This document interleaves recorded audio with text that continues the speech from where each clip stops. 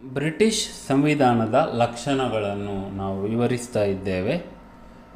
ಈಗ ಬ್ರಿಟಿಷ್ ಪಕ್ಷ ಪದ್ಧತಿ ಸಂವಿಧಾನದ ಇನ್ನೊಂದು ಲಕ್ಷಣ, the party system of UK. ನಮಗೆ ಹೆಚ್ಚಾಗಿ ಹೇಳ್ತಾರೆ ಇಂಗ್ಲೆಂಡಿನಲ್ಲಿ ದ್ವಿಪಕ್ಷ ಪದ್ಧತಿ ಇದೆ ಅಂತ ಹೇಳಿ. Commonly we say England has two party system or bi party system. Actually England has multiparty system. ಎರಡಕ್ಕಿಂತ ಹೆಚ್ಚು ರಾಜಕೀಯ ಪಕ್ಷಗಳು ಇಂಗ್ಲೆಂಡಿನಲ್ಲಿ ಇವೆ. ಆದರೆ ಆಫ್ಟರ್ 1920s 1920ರ ದಶಕದ ನಂತರ ಎರಡು ರಾಜಕೀಯ ಪಕ್ಷಗಳು, ಟೂ ಪೊಲಿಟಿಕಲ್ ಪಾರ್ಟೀಸ್, ಅಲ್ಲಿ ಹೆಚ್ಚು ಜನ ಬೆಂಬಲವನ್ನು ಪಡೀತಾ ಇದ್ದು ಅಧಿಕಾರಕ್ಕೆ ಬರ್ತಾ ಇವೆ. Two political parties are continuously supported by the people and elected again and again to power. ಆ ಎರಡು ಪಕ್ಷಗಳು ಯಾವುದು ಅಂತ ಹೇಳಿದರೆ ಕನ್ಸರ್ವೇಟಿವ್ ಪಕ್ಷ ಮತ್ತು ಲೇಬರ್ ಪಕ್ಷ. ಕನ್ಸರ್ವೇಟಿವ್ ಪಕ್ಷ ಈಗಿನ ಇಂಗ್ಲೆಂಡಿನ ಆಳುವ ಪಕ್ಷವಾಗಿದೆ. The present ruling party in England is conservative party. Conservative ಪಕ್ಷ ಮುಖ್ಯವಾಗಿ ಬೆಳೆದದ್ದು 18ನೇ ಶತಮಾನದಿಂದ. It emerged from the 18th century. In fact ಇಂಗ್ಲೆಂಡಿನ ಪ್ರಥಮ ಪ್ರಧಾನಮಂತ್ರಿ, the first prime minister of England, sir Robert Walpole ರವರು ಕೂಡ ಕನ್ಸರ್ವೇಟಿವ್ ಪಕ್ಷದ ಮೂಲ ಅಂತ ಹೇಳ್ತಾರೆ. Belonged to conservative party, some say that. Anyway, ಏನೇ ಇರಲಿ, ಲೇಬರ್ ಪಕ್ಷ, ದ ಲೇಬರ್ ಪಾರ್ಟಿ 19ನೇ ಶತಮಾನದಲ್ಲಿ ಬೆಳೆಯುವುದು. Emerges in the 19th century. 19ನೇ ಶತಮಾನದಲ್ಲಿ ಇಂಗ್ಲೆಂಡಿನಲ್ಲಿ ಕೈಗಾರೀಕರಣ ಬೆಳೀತದೆ. Industrialisation develops in England. Rural to urban migration starts. ಗ್ರಾಮೀಣ ಪ್ರದೇಶದಿಂದ ಜನರು ನಗರಗಳಿಗೆ ವಲಸೆ ಹೋಗ್ತಾರೆ ಕೈಗಾರೀಕರಣದ ಕಾರಣದಿಂದಾಗಿ, ಡ್ಯೂ ಟು ಇಂಡಸ್ಟ್ರಿಯಲ್ ಡೆವಲಪ್ಮೆಂಟ್ಸ್. ಆಗ ದುಡಿಯುವ ವರ್ಗದವರು, the people of the working classes, 1884ರ ರೆಪ್ರೆಸೆಂಟೇಷನ್ ಆ್ಯಕ್ಟ್ ಪ್ರಕಾರ, according to people's representation act, ಪ್ರಜಾಪ್ರಾತಿನಿಧ್ಯ ಕಾನೂನು 1884ನ ನಂತರ ದುಡಿಯುವ ವರ್ಗಗಳು ಕೂಡ ಮತದ ಹಕ್ಕನ್ನು ಪಡೆಯುತ್ತವೆ, get the right to vote. ಆಗ ಲೇಬರ್ ಪಕ್ಷ ಹೆಚ್ಚು ಜನಪ್ರಿಯವಾಗುತ್ತಾ ಹೋಗುತ್ತದೆ. ಅದಕ್ಕಿಂತ ಮೊದಲು ಲಿಬರಲ್ ಪಕ್ಷ ಅಂತ ಒಂದು ಕೂಡ ಇಂಗ್ಲೆಂಡಿನಲ್ಲಿ ಅಸ್ತಿತ್ವದಲ್ಲಿತ್ತು. ಅದರ ಜೊತೆ ಬ್ರಿಟಿಷ್ ಕಮ್ಯುನಿಸ್ಟ್ ಪಾರ್ಟಿ ಇದೆ, ಬ್ರಿಟನ್ನಿನ ಕಮ್ಯುನಿಸ್ಟ್ ಪಕ್ಷ ಇದೆ. ಹೀಗೆ ಪಕ್ಷಗಳು ಹಲವಾರು ಇಂಗ್ಲೆಂಡಿನಲ್ಲಿವೆ. Different parties exist in England. ಆದರೆ ಎರಡು ಪಕ್ಷಗಳು ಹೆಚ್ಚು ಜನಪ್ರಿಯ. Two political parties are popular. ಆದುದರಿಂದ ಅದನ್ನು ಮಲ್ಟಿಪಾರ್ಟಿ ಸಿಸ್ಟಮ್ ಇನ್ ಪ್ರಾಕ್ಟೀಸಲ್ಲಿ ಮಲ್ಟಿಪಾರ್ಟಿ, ಆದರೆ ಅಧಿಕಾರಕ್ಕೆ ಬರುವಾಗ bi party, but in power two parties ಅಂತ ಹೇಳಿ ಪರಿಗಣಿಸಲಾಗ್ತದೆ. ಪ್ರಜಾಪ್ರಭುತ್ವ ಇರುವುದೇ ವಿರೋಧ ಪಕ್ಷಗಳು ಇರುವಾಗ. Democracy has its strength when there are opposition parties. ವಿರೋಧವನ್ನು ಸಂಸ್ಥೀಕರಣಗೊಳಿಸುವುದು, ಇನ್ಸ್ಟಿಟ್ಯೂಷನಲೈಸಿಂಗ್ ದ ಅಪೋಸಿಷನ್, ಇದು ಬ್ರಿಟಿಷ್ ವ್ಯವಸ್ಥೆಯ ಒಂದು ಲಕ್ಷಣ. Is one feature of British system. ಹಾಗಂದರೆ ಏನು? What do we mean? ವಿರೋಧ ಪಕ್ಷಗಳಿಗೆ ಸಾಂಸ್ಥಿಕ ಸ್ಥಾನಮಾನ ಇದೆ. Opposition parties have institutionally recognised. ಯಾವುದೇ ಆಳುವ ಪಕ್ಷ ವಿರೋಧ ಪಕ್ಷ ಬೇಡ ಅಂತ ಹೇಳಲಿಕ್ಕಾಗೋದಿಲ್ಲ.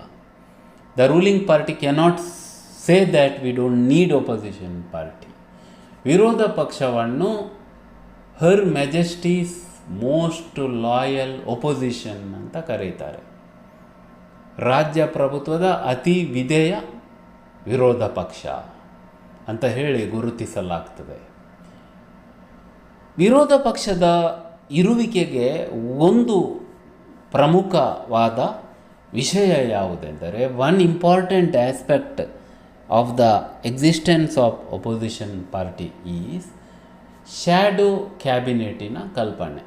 The idea of shadow cabinet. Shadow ಅಂದರೆ ನೆರಳು ಅಂತ ಅರ್ಥ. ಶ್ಯಾಡೋ ಕ್ಯಾಬಿನೆಟ್ ಅಂದರೆ ರಿಯಲ್ ಕ್ಯಾಬಿನೆಟ್ ಒಂದಿದೆ, ಅದು ಆಳುವ ಪಕ್ಷದವರು, ಅದರಲ್ಲಿ ಪ್ರಧಾನಮಂತ್ರಿ ಮತ್ತು ಮಂತ್ರಿಗಳು ಇದ್ದಾರೆ. ಅದೇ ಥರ ವಿರೋಧ ಪಕ್ಷದವರು ಕೂಡ ಒಂದು ಮಂತ್ರಿಮಂಡಲವನ್ನು ಮಾಡ್ತಾರೆ. That is called shadow cabinet.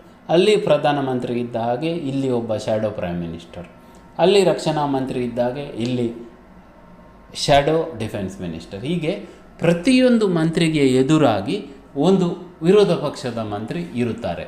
ಇವರು ವಾಟ್ ಡು ದೇ ಡೂ ಅಂತ ಹೇಳಿದರೆ, ಸರಕಾರದ ನೀತಿಗಳಿಗೆ ಪರ್ಯಾಯವಾಗಿ as an alternative to the policies of the government ಇವರ ವಿರೋಧದ ನೀತಿಗಳನ್ನು ಬಿಂಬಿಸ್ತಾ ಹೋಗ್ತಾಳೆ.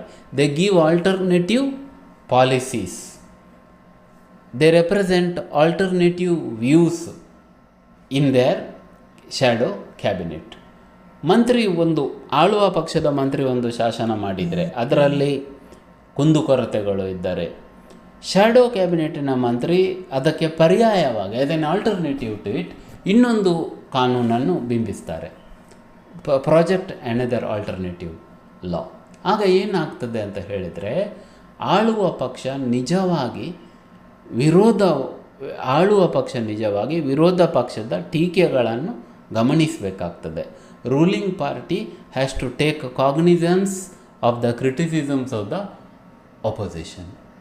ಮತ್ತು ವಿರೋಧ ಪಕ್ಷ ವಿಮರ್ಶೆಗಳಿಗೆ ಧ್ವನಿ ಕೊಡ್ತದೆ.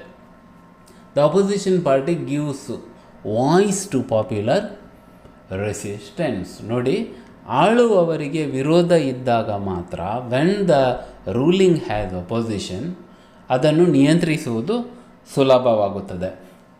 It becomes easy to control it. ಅದನ್ನು ಸಾಂಸ್ಥಿಕಗೊಳಿಸಿದಾಗ ವೆನ್ ಇಟ್ ಗೆಟ್ಸ್ ಇನ್ಸ್ಟಿಟ್ಯೂಷನಲೈಸ್ಡ್, ಅಧಿಕೃತ ಸಂವಿಧಾನಿಕ ಸ್ಥಾನಮಾನಗಳೇ ಅದಕ್ಕೆ ಇರುವಾಗ, when it has official constitutional recognition, ವಿರೋಧ ಪಕ್ಷಗಳಿಗೆ ವಿಶೇಷ ತೂಕ ಬರುತ್ತದೆ. The opposition parties have special weightage. ಇದು ಬ್ರಿಟಿಷ್ ಸಂವಿಧಾನದ ಇನ್ನೊಂದು ಲಕ್ಷಣ. ಇನ್ನು the role of constitutional conventions, ಸಾಂವಿಧಾನಿಕ ಸಂಪ್ರದಾಯಗಳ ಪಾತ್ರ. Conventions are known as unwritten maxims or rules of the constitution. ಸಂಪ್ರದಾಯಗಳು ಸಂವಿಧಾನದ ಆ ಲಿಖಿತ ನಿಯಮಗಳು ಆಗಿವೆ. ಯಾಕೆ ಅವು ಇವೆ? Why do they exist? ಅವು ಸಂವಿಧಾನದ ಆಡಳಿತಕ್ಕೆ ಚಲನಶೀಲತೆಯನ್ನು ಒದಗಿಸಿಕೊಡ್ತವೆ. They help the political system to the speed of changing needs of the time. ರಾಜಕೀಯ ಬದಲಾವಣೆಗಳ ವೇಗಕ್ಕೆ ಹೊಂದಿಕೊಳ್ಳಲು ಸಹಾಯಕಾರಿಯಾಗ್ತವೆ. ಎಲ್ಲ ಸಂವಿಧಾನಗಳಲ್ಲೂ ಇವು ಆಚರಣೆಯಲ್ಲಿ ಇವೆ. Almost in every constitution we find it. ಆದರೆ ಬ್ರಿಟಿಷ್ ಸಂವಿಧಾನದಲ್ಲಿ, but in the constitution of British, ಇವುಗಳು ಹೆಚ್ಚು ಇವೆ. They are more. ಇದಕ್ಕೆ ಉದಾಹರಣೆಗಳು ಯಾವುದೆಂದರೆ, ಫಾರ್ ಎಕ್ಸಾಂಪಲ್ಸ್, ಆಳುವ ಪಕ್ಷ ಸಾಮಾನ್ಯರ ಸಭೆಯಲ್ಲಿ ಬಹುಮತ ಕಳೆದುಕೊಂಡರೆ ಅಧಿಕಾರ ತ್ಯಜಿಸಬೇಕು. For instance, if the ruling party loses majority in the House of Commons it must resign. ಎಲ್ಲೂ ಬರೆಯಲಿಲ್ಲ, ಇದೊಂದು ಸಂಪ್ರದಾಯ. ಇದರ ಪ್ರಕಾರನೇ ಅಧಿಕಾರಗಳು ಬದಲಾಗ್ತಾ ಇವೆ. ಇನ್ನು the meetings of the cabinet must be chaired by the prime minister. Cabinet ಸಭೆಗಳು ಪ್ರಧಾನಮಂತ್ರಿಯವರ ಅಧ್ಯಕ್ಷತೆಯಲ್ಲಿ ನಡೆಯಬೇಕು. ಇದು ಕೂಡ ಒಂದು ಕನ್ವೆನ್ಷನ್. ಶ್ರೀಮಂತರ ಸಭೆ ಎರಡನೇ ಬಾರಿಗೆ ಅನುಮೋದನೆಗೆ ಸಾಮಾನ್ಯರ ಸಭೆಯಿಂದ ಕಳಿಸಲಾದ ಮಸೂದೆಯನ್ನು ತಿರಸ್ಕರಿಸಬಾರದು. House of Lords should not reject the bill sent by the House of Commons for ratification for the second time. Speaker of the House of Commons must conduct his duties impartially. Speaker ಅವರು impartial ಆಗಿ ಅವರ ಅಧಿಕಾರಗಳನ್ನು ಚಲಾಯಿಸಬೇಕು. ಇವೆಲ್ಲ ಕೆಲವು ಉದಾಹರಣೆಗಳು ಸಾಂವಿಧಾನಿಕ ಸಂಪ್ರದಾಯಗಳಿಗೆ. These are the examples for constitutional conventions. ಅವೆಲ್ಲ ಬ್ರಿಟಿಷ್ ಸಂವಿಧಾನದ ಭಾಗಗಳು. They are the part of British constitution. British ಸಂವಿಧಾನದ ಇನ್ನೊಂದು ಲಕ್ಷಣ ಕಾನೂನಿನ ಆಡಳಿತ, ರೂಲ್ ಆಫ್ ಲಾ. ಕಾನೂನಿಗಿಂತ ಮೇಲೆ ಬೇರೆ ಯಾರೂ ಇಲ್ಲ. No one is above the law. UK ಅಂದರೆ ಯುನೈಟೆಡ್ ಕಿಂಗ್ಡಮ್, ಇಂಗ್ಲೆಂಡಿನಲ್ಲಿ ಲಿಖಿತ ಸಂವಿಧಾನ ಇಲ್ಲ. There is no written constitution in England. ಆದರೆ ಕಾನೂನಿನ ಆಡಳಿತ ಇದೆ. But there is rule of law. Arbitrary, ಅಕ್ರಮ ಅಧಿಕಾರ ಅಂತ ಯಾವುದೂ ಇಲ್ಲ. There is no arbitrary power. No one is above the law. ಕಾನೂನಿಗಿಂತ ಮೇಲೆ ಯಾರೂ ಅಲ್ಲ. ಅಂದರೆ ಏನಾಗ್ತದೆ ಅಂತ ಹೇಳಿದರೆ, ಕಾನೂನು ಸಮಾಜದಲ್ಲಿ ನ್ಯಾಯ ಪಾಲಿಸುವಂತೆ ಮಾಡ್ತದೆ. Law ensures fairness in society. ಅಪರಾಧಿಗಳಿಗೆ ಕಾನೂನಿನ ಪ್ರಕಾರ ಶಿಕ್ಷೆ ಆಗ್ತದೆ. It ensures victims of crime receive justice and criminals receive relevant penalty for their wrong doings. ಯಾರಿಗೆ ಅನ್ಯಾಯ ಆಗಿದೆ ಅವರಿಗೆ ನ್ಯಾಯ, ಯಾರು ಅನ್ಯಾಯ ಮಾಡಿದ್ದಾರೆ ಅವರಿಗೆ ಅವರ ಅನ್ಯಾಯಕ್ಕೆ ತಕ್ಕುದಾದ ಶಿಕ್ಷೆ. ಇದು ಕಾನೂನಿನ ಆಡಳಿತ. ಅದಕ್ಕಿಂತ ಮುಖ್ಯವಾಗಿ ಮೋರ್ ಓವರ್ ದ್ಯಾಟ್, ಜನರು ಯಾರ ಗುಲಾಮರು ಅಲ್ಲ. People are not the slaves of anybody. ಜನರು ರಾಜಕೀಯ ವ್ಯವಸ್ಥೆಯ ಗುಲಾಮರಲ್ಲ. People are not the slaves of political system. ರಾಜಕೀಯ ವ್ಯವಸ್ಥೆ ಕಾನೂನಿನ ಪ್ರಕಾರ ಕೆಲಸ ಮಾಡಬೇಕು. Political system must operate on constitutional law. ಜನರು ಯಾರ ಮೇಲೆಯೂ ಅವಲಂಬಿತರು ಅಲ್ಲ. People are not dependent on anybody. ಜನರೇ ಅಧಿಕಾರದ ಮೂಲ. People are the source of power. ಅವರು ರಾಜ್ಯವನ್ನು ಸೃಷ್ಟಿಸುವುದು. They create the state. ಇದು ಕಾನೂನಿನ ಆಡಳಿತದ ಪ್ರಮುಖ ಪರಿಕಲ್ಪನೆಯಾಗಿದೆ. This is the basic idea of rule of law. Now you have listened to all the features of British Constitution.